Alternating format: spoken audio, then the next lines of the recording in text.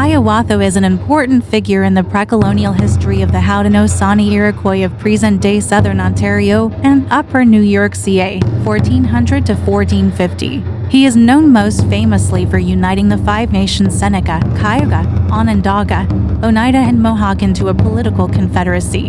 In 1722, the Tuscarora, a tribe from much farther south, joined the confederacy, forming what we now know as the Six Nations. The story of Hiawatha should not be confused with the popular poem by Henry Wordsworth Longfellow, The Song of Hiawatha 1885. While Longfellow references Hiawatha, the poem's focus is actually an Algonquian cultural hero, Nanabazo. Whether this was an intentional or accidental error, Longfellow's poem confused the history of Hiawatha. As with most prophets and legendary figures in history, the story of Hiawatha is part gospel, part historical legend, and part backwards projection of modern ideas and stories into the ancient past.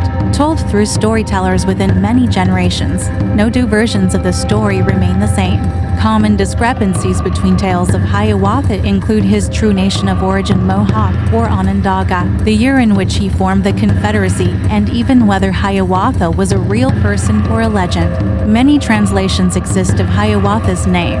Two of the most prevalent are He Who Combs, in reference to Hiawatha's ability to convince his rival, Etataraho or Athetatarho, to join the Iroquois League, and He Who Has Lost His Mind, but seeks to find it, in reference to the months he spent roaming the woods in depression and despair following the death of his family. However, one consistent aspect of these tales is that the story of Hiawatha takes place in the pre-colonial context of blood feuds, also known as mourning wars. From roughly the 15th to the early 17th century, various groups waged war on one another, often as a means of vengeance.